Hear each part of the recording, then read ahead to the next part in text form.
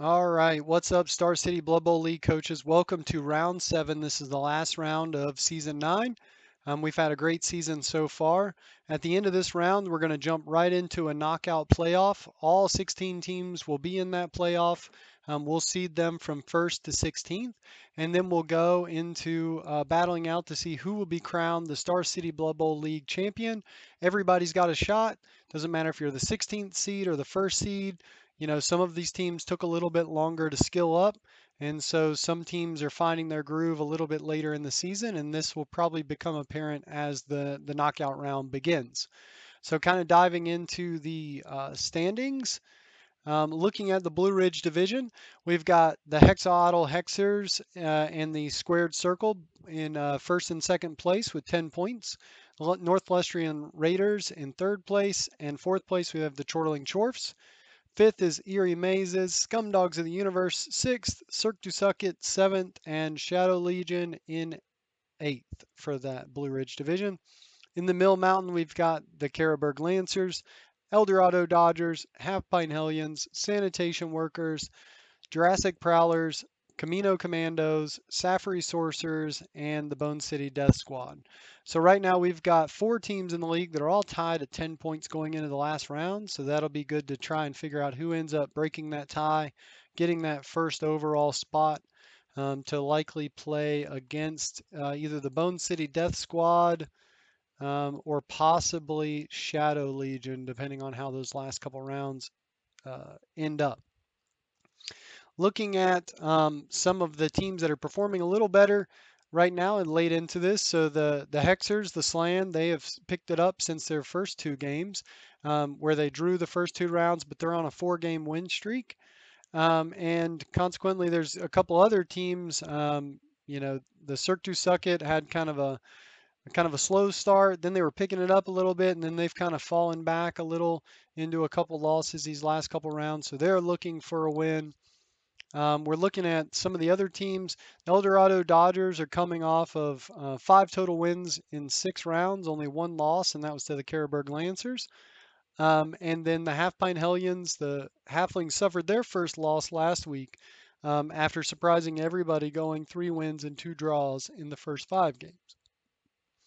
Looking at some of the other surprises, the Safari Sorcerers picked up another win in their quest for as many wins as they can.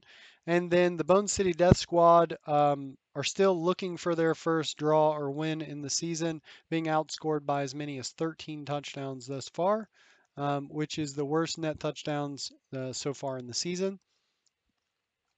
And let's dive into a little bit of the honors.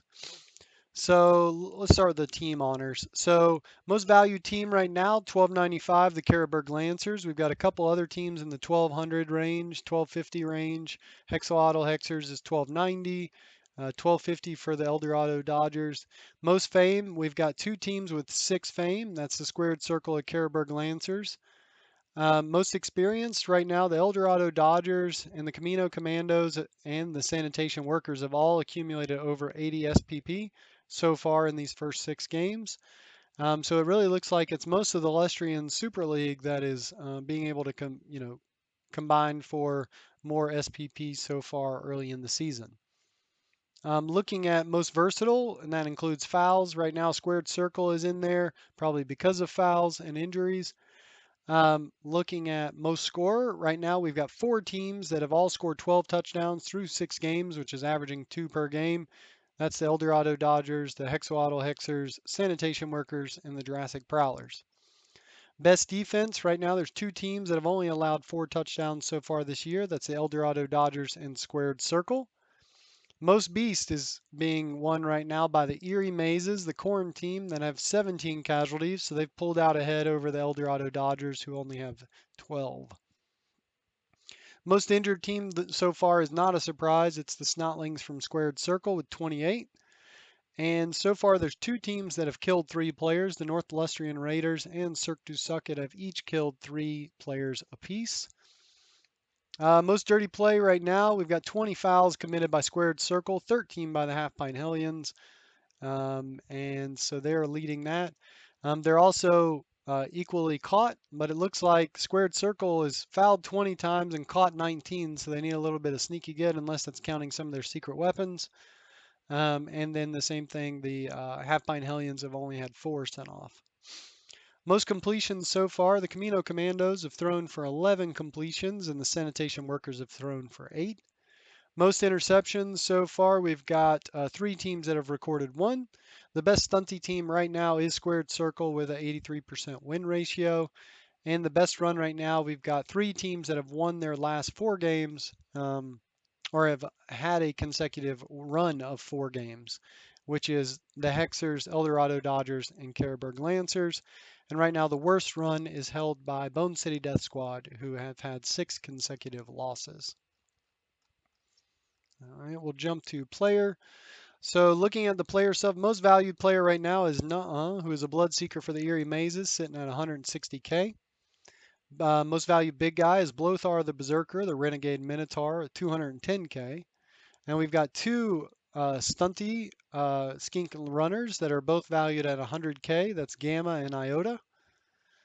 Looking at most experienced right now, Skulk Death Shrieker with the Sanitation Workers has been hogging up all the SPP for them, accumulating 35 SPP.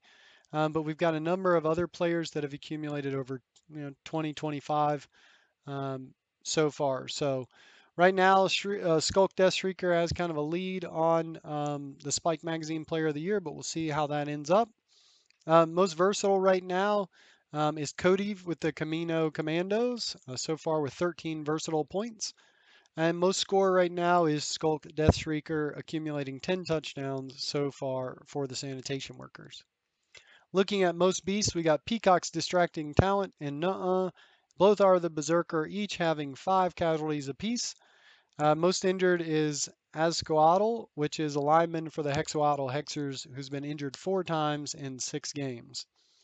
Most MVP, we've got 2 players. Cole Black, Skaven Blitzer, and Alpha Acroxagore has been able to accumulate 4 MVPs in 6 games.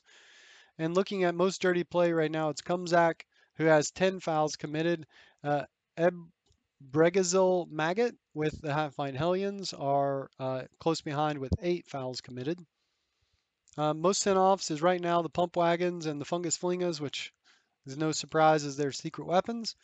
And then right now, the most completions is Cody with the Camino Commandos. Most interceptions right now, like I said, there's a 3-way tie. If I was going to give it to anybody, it'd be the Bloodspawn. So, all right, looking at the upcoming games, I'm going to go ahead and start with the ones that are supposed to start today, just in case they start and I'm not ready. So let's just go with, let me go back, Hexoatl Hexers and the Cirque du Sucket. So this is a matchup of first place versus 7th place. So a little bit of David versus Goliath situation here. Both are very evenly matched in team value, but it looks like the Cirque du Sucket's going to get about, what is that, 85K in inducements? No, that'd be 95K in inducements. Not enough probably for any star players other than maybe Acorn is probably the only one I can imagine that is affordable within that range that Nurgle has availability to. So they're probably taking, they're probably taking Bloodweiser Babes or something else. So right now the Hexoatl Hexers are scoring very well. They're playing good defense. So are the Cirque du Sucket. It looks like they're both pretty even as far as causing injuries and resisting injuries. Right now we're looking at Roland has 522 Slan points, whereas Rachel has 124 Nurgle points. So what am I going to guess for this one? Let's see. Both these teams are very healthy. They've got some pumped up catchers. Only 2 catchers, though, on the Slan, which is a little surprising. Versus Cirque du Sucket. Just haven't been able to accumulate very many skills so far. So they're a little behind in the skill world. This is going to be tough for Cirque du Sucket to come back from, I think. I think this one's maybe going to be 3-0 with Hexoatl Hexers taking this one as a slaughter, or possibly 3-1 and just going to full time. But it's going to be a big win for the Hexers going into the final round and helping them get a pretty high seed going into the knockout tournament. Looking at the other match that's going to start today, that's the Half Pint Hellions and Safari Sorcerers. So right now these teams are, well, Stunty versus High Elves, so a little off as far as team value goes, but that's to be expected. Hellions are sitting on 415K in inducements. Right now, they're scoring about 1.3 times per game versus the 1 average of the Safari Sorcerers. Good defensive play. It looks like the Sorcerers are not doing very well at hurting anyone, but they're doing excellent at avoiding significant injury. We'll see if that change is getting fouled substantially by the Half Pint Hellions. Right now, we've got 430 experience points for Bob with Halflings, with 218 for the coach of the High Elves, Baby Bugs, which is, I think, Lily. All right, so going into that, let's kind of take a look at these teams real quick. We've got one catcher, it's got movement 6, sprint, no sure feet yet, but could take a random. Got a sure feet catcher there, that's good. 2 guard trees and a grab tree, that'll be very helpful. And so looking at this, they've got a full roster there. And the Safari Sorcerers, it looks like there's 4 dodge players, 1 block player, so that's very helpful in order to help them stay on their feet. Um, they've got 4 rerolls, which is great for High Elves to do some High Elf shenanigans, so they should be sitting pretty good going into this round. What do I think will happen here? I'm probably going to give this one to the Halflings only because they're coached by a little bit more experienced player. I actually think maybe evenly experienced coaches, I think the High Elves would be able to take this one pretty easily, given their current skill allotment. But what am I going to see here? 1180,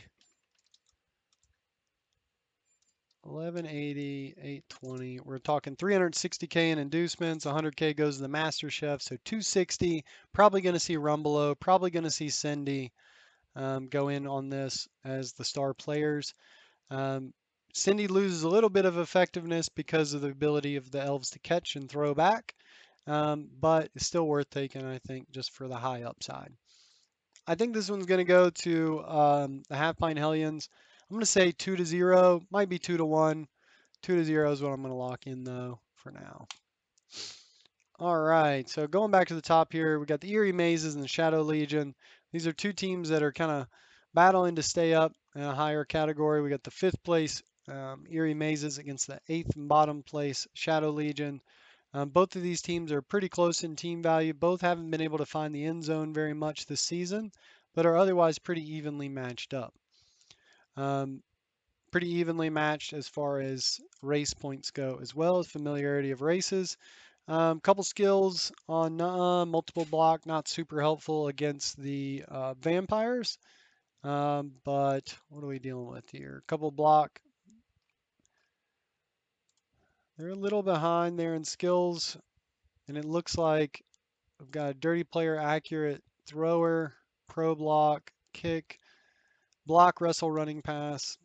So they've just been randoming quite a bit. Not terrible skills, I guess. Wrestle. This would be a good ball sacker as you can go in, hypno gaze on a 2+, run in, wrestle someone down with the vampire thrower to get the ball on the ground. So that'll be very helpful. Vargeist is missing this game. That's huge. Depending on, yeah, they don't have enough money. I would almost say with the small amount of points they've accumulated, it would almost be worth just dropping and then rehiring, but he doesn't have enough money. So going into this last round, what I think is going to happen? They're going to get about 30K in inducements. Probably should take a mascot to get an extra reroll, or at least a chance of a reroll. It doesn't hurt to have one extra one there. Um, hmm. I feel like this is one that the vampires can hold off if they don't get hurt. There's not a lot of mighty blow going against them. The frenzy could get a little out of hand. I feel like this is one that's winnable by the vampires. So I'm going to give them this one. I'm going to say it's going to be 2-1 with Shadow Legion taking the win here. Squared circles, scum dogs of the universe. So Snotlings on Chaos Renegades. 745 against 1080 as far as skills go. We've got 1.7 touchdowns per game versus 1. 3 defense apiece. Pretty even brutality. And then dirty play, obviously, goes to the Snotlings. So, strong arm troll, that's helpful for throws. Pile driver, there's a jump up Stilty Runner, that's going to be great. He's got right stuff, sure feet, so I wouldn't be surprised to see him get thrown from time to time. Still have a sneaky get in there, which is helpful. But what do we do? 3, 6, 7, 8, 9, 10, 11, 12, 13, 14, 15. Only room for one star. Who would that star be? Let's see. So we're 1080 minus 745. So it's 335. You're going to spend 150K in bribes. So 185K left. Sounds like enough for Hackflim Scuttle Spike. Or not Hackflim, but Skitter Stab is probably who I would take. Let's see who that is. Star players. I think Skitter's in there somewhere. 185. Yeah, Skitter's 150. It's probably who I would take. Creek Rust Gouger. Yeah, I don't think he's worth it. Just 10K off from Glart. Glart would be a really good one with Block Claws Grab against Chaos Renegades, but not quite enough. I guess you could take Hackflim if you're willing to like not take as many bribes, but I don't think that's too smart. So what do I think is going to happen here? Scumdogs of the Universe have their Renegade Dark Elf in good condition, missing their human lineman. Only have two big guys still. Why is that? They just don't have any money. Um, hmm. Yeah, I think this is a win for the Snotlings, honestly. I think it'll be tough. I mean, obviously the Mighty Blow, if Blothar and Beefcake start knocking down Snotlings left and right, it'll be a little tough. But if you can get some Dirty Player +2 fouls off with the, um, not Dirty Player +2. Do they have Dirty Player +2 on the Pump Wagons? No, Dirty Player +1. Oh, that's unfortunate.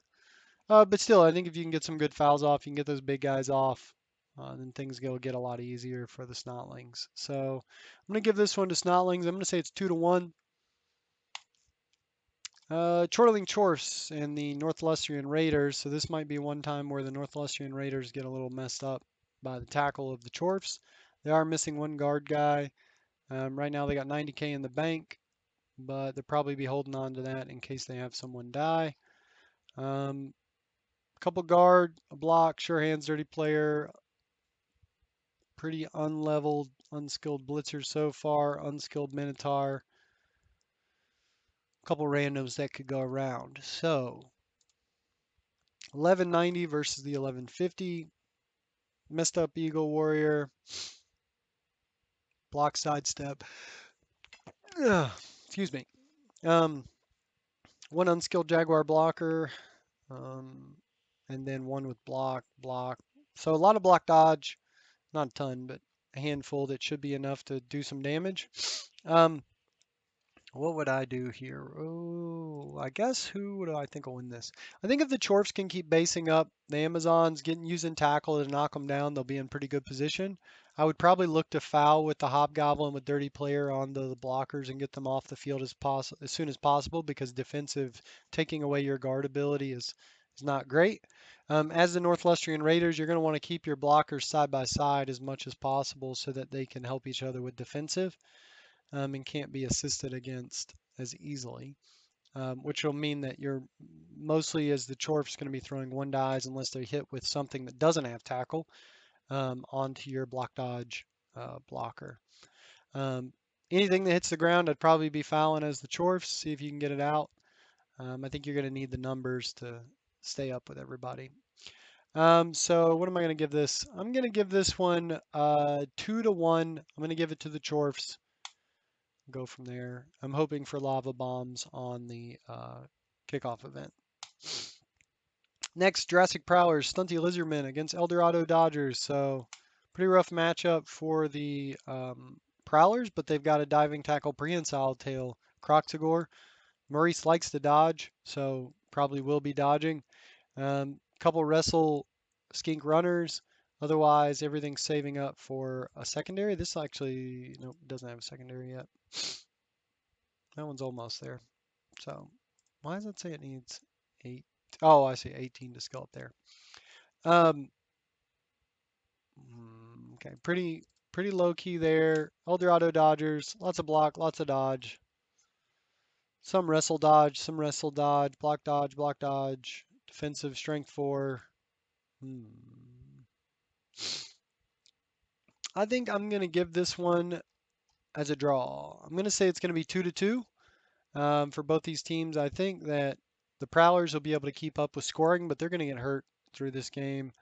Um, you might get lucky with the prehensile tail diving tackle to make some essentially 6-up dodges, um, but Maurice can roll 6s, so it should be fine for him. And yeah, I'm thinking it's going to be 2-2. Bone City Death Squad, Camino Commandos, last place eighth place against the sixth place Camino Commandos, who are coming off a draw with the Carroburg Lancers. Got a pretty much unskilled, pretty beaten up undead team who have been not able to find the end zone very much this year. Against the Camino Commandos, who are pretty heavily skilled up at this point. Um, do have a ogre that's pretty hurt right now, only 9 plus. So that's not great. If they've got enough money, I would almost consider firing Gray and hiring a new one. Brawler doesn't really help that much. AV8 Blitzer isn't that helpful. I'd probably fire Gray and name him Grayish or something. Um, that's probably what I would do. I mean, arguably you could consider sacking the ogre, but maybe not yet, not against this team. See how he does. Um, and the guard's going to be helpful against the mummy, and I'd probably just put him up there and let him get beat on by mummies until he gets hurt, which probably won't be long at 9 plus, but we'll see. Who's going to win this? Whoa, there's some inducements going in here. Let's see. It's 1200 minus 2 more, so 935 plus 80, 1200. It's 185K in inducements. The inducements for Sylvanian Spotlight kind of suck, but what could you get? Could you get Ivan the Death? That would probably be the best choice. I think you're 5K short, so unfortunately not. Scroll kind of sucks. None of these are that great. I think you probably just want to go with a wizard. I'd probably just go with a hireling sports wizard, maybe a mascot. Pray for the best that your fireball knocks out a few people. And kind of go from there. I think this is going to be an easy one for the Commandos. I'm going to guess that it's probably going to be 2-0 Commandos going into that. Last but not least, the Carroburg Lancers and the Sanitation Workers. So Carroburg Lancers, $12.95, $11.10 for the Sanitation Workers. $12.95, $11.10. $12.95 minus 111, 185K inducements. It's maybe enough to grab an extra.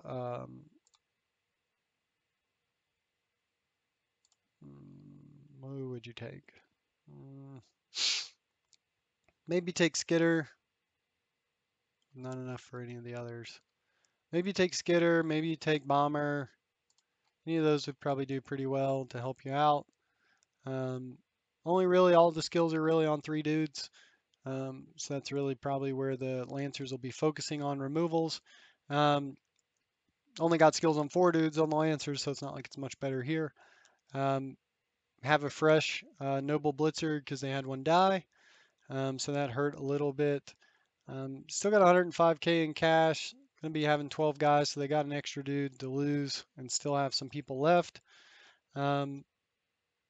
But they do have 1 tackle, 1 guard, so probably be looking for CJ Stubbs, the bodyguard, to go around trying to terrorize really anything with dodge. And hopefully that Skulk Death Shrieker, and then he gets booted off in the face a few times. And then that should help slow down the offense of the Sanitation Workers.